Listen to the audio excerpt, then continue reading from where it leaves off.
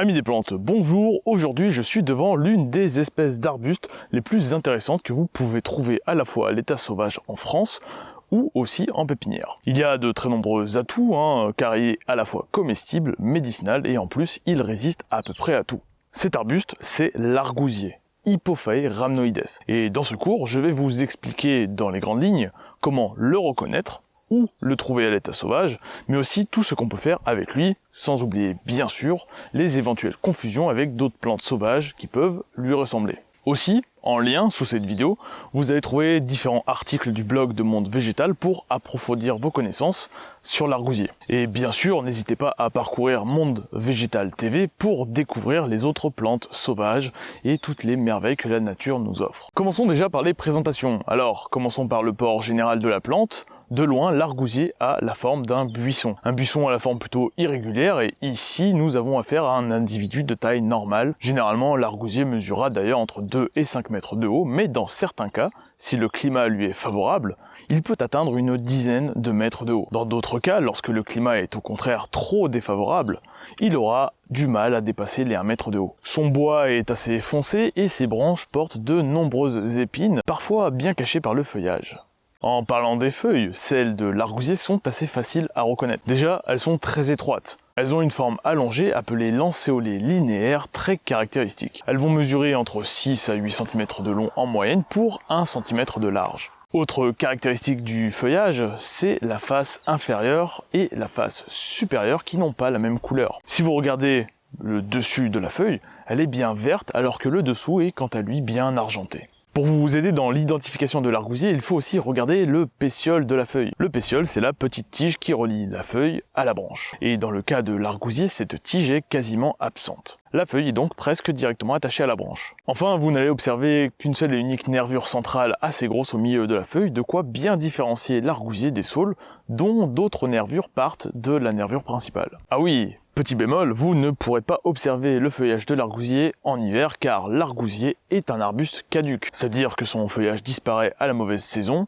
notamment en hiver, pour revenir au printemps. Pour les fleurs, je ne vais pas m'attarder sur le sujet car elles sont très petites et assez peu visibles, donc la plupart du temps, vous ne ferez pas attention à la floraison de l'argousier. Mais on en reparlera dans une prochaine vidéo sur l'identification de l'argousier, qui sera beaucoup plus précise.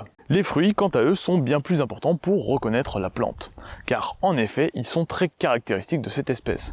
Déjà, parce qu'ils sont orange à maturité, ce qui est plutôt assez rare en Europe, et ils sont aussi très nombreux comme en témoignent ces images. Des milliers de fruits peuvent pousser sur un seul et unique arbuste. Alors, ils ne sont pas ronds, mais ont plutôt une forme ovale. Ils sont assez petits car ils ne vont pas dépasser 8 mm de long, et si vous prenez le temps de bien les regarder, vous verrez souvent des petits points blancs ou marrons sur la peau. Enfin, il existe plusieurs variétés d'argousiers. Certaines ont des aspects légèrement différents, comme un feuillage plus allongé, des rameaux un peu plus tordus, ou des fruits plus ou moins gros selon les variétés. Mais c'est pas forcément quelque chose qui va particulièrement nous intéresser, car toutes les variétés vont s'utiliser plus ou moins de la même manière. Ce qui va être plus intéressant, c'est de savoir où est-ce qu'on le trouve. Car maintenant qu'on sait à quoi il ressemble, quel est son habitat naturel? Eh bien déjà, c'est une plante qui a une aire de répartition absolument gigantesque. On le retrouve aussi bien en Europe que dans l'extrême est de la Sibérie. Aussi, pour nos amis québécois, l'argousier pousse au Canada, et enfin, il sera aussi présent en Asie centrale, notamment autour des plateaux de l'Himalaya. C'est donc une plante extrêmement cosmopolite qui s'adapte à de nombreux milieux. En ce qui concerne l'Europe, il sera très présent en Allemagne, aux Pays-Bas, en Belgique, au Royaume-Uni, mais aussi en France et en Suisse. Pour le cas de la France, la répartition est assez inégale, et les départements du centre du pays ne le verront presque jamais à l'état sauvage. Par contre, si vous habitez en PACA, en Occitanie, dans le Grand Est ou sur la façade atlantique, vous allez forcément croiser l'argousier un jour lors de vos balades. Il sera aussi un peu présent en Corse et en Afrique du Nord, mais beaucoup moins fréquent. Par contre, pour nos amis des dom-toms, eh bien malheureusement pas d'argousier chez vous, et c'est bien dommage car c'est une plante super utile, et justement, nous allons voir dans le prochain chapitre quelles sont les nombreuses utilisations qu'on peut faire avec l'argousier. Pour avoir plus de chances de le trouver dans la nature, il faudra vous aventurer dans les forêts dunaires du littoral, ou autrement parcourir les gravières près des cours d'eau, ou dans les préalpins par exemple. Bref, des milieux assez difficiles qui sont pourtant très favorables à l'argousier. Par exemple, on le trouvera facilement en association avec le saule blanc, l'aulne glutineux, le peuplier noir ou encore le troène commun. Mais maintenant que nous savons à peu près où le trouver dans la nature, voyons quelles sont ses utilisations. Et vous verrez, il y a beaucoup de choses à dire sur l'argousier. Première des utilisations de l'argousier, déjà c'est une plante comestible et pour vous le prouver en image, je vais manger un de ses fruits. Donc au niveau du goût, franchement c'est excellent. Si vous aimez l'orange, vous allez forcément aimer le goût de l'argouze en fait, le fruit de l'argousier. Le fruit en fait va vraiment avoir le goût qui se rapproche d'un mélange entre l'orange et le fruit de la passion, donc c'est un peu acidulé, mais c'est franchement très bon. Bon, je vous rassure, les graines qui sont présentes à l'intérieur du fruit sont également comestibles, et on fabrique même de l'huile avec. Pour être précis, il y a même 3 types d'huile qu'on fait avec l'argousier. On peut faire de l'huile avec la pulpe du fruit, de l'huile avec seulement les graines, ou de l'huile avec le marc, c'est-à-dire de l'huile avec l'ensemble du fruit.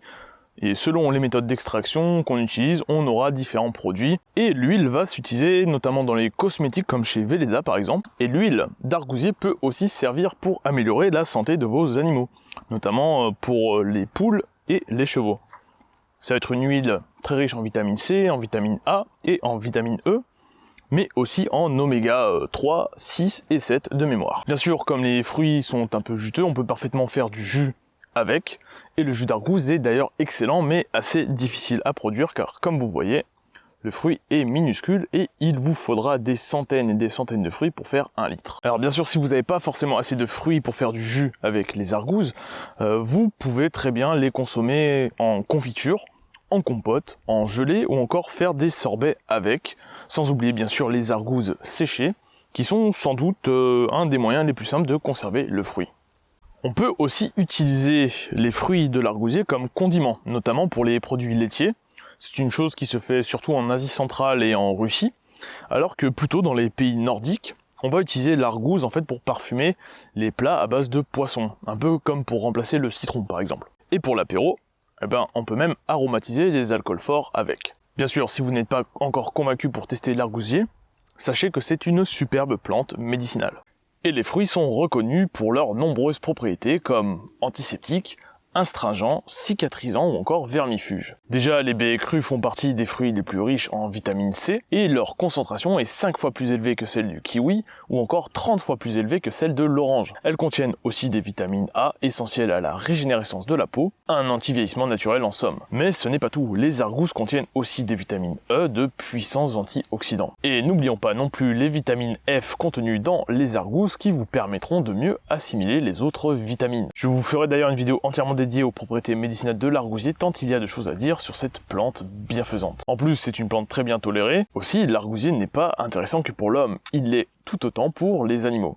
On va par exemple utiliser ses feuilles et ses fruits pour complémenter les fourrages, notamment pour les chevaux et la volaille. Enfin, pour la gestion de l'environnement, l'argousier a aussi son mot à dire.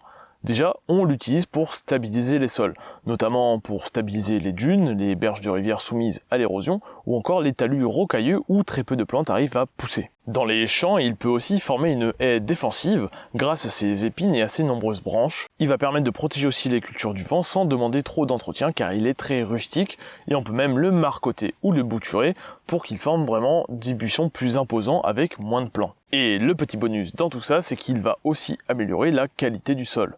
En fait, son système racinaire travaille en symbiose avec des bactéries qui vont fixer l'azote de l'air pour le mettre dans le sol, ce qui permet donc d'enrichir ce dernier. On peut donc utiliser l'argousier pour redonner vie à un sol pauvre au bout de quelques années par exemple. Mais parlons un petit peu de sa culture, et ça tombe bien car la culture de l'argousier est une des plus faciles qui existent, et ce pour plusieurs raisons. Premièrement, c'est une plante pionnière, c'est donc une des premières plantes à coloniser ou recoloniser un milieu vierge, il ne sera donc pas très exigeant. Je vous rappelle qu'il arrive à pousser en Sibérie et dans l'Himalaya, il va donc parfaitement bien supporter le froid, et pour preuve, on arrive même à le trouver à plus de 5000 mètres d'altitude. Mais bien qu'il supporte le froid, il va aussi être assez résistant au chaud car on le trouve aussi en Méditerranée. L'argousier a aussi la capacité de pousser près des cours d'eau et il n'a pas besoin de véritable sol pour se développer. Des sols pauvres en matière organique, constitués de sable ou de gravier, ne lui feront donc pas peur. Bien sûr, si votre sol est riche, l'argousier sera un peu plus joli que vraiment dans un milieu trop pauvre,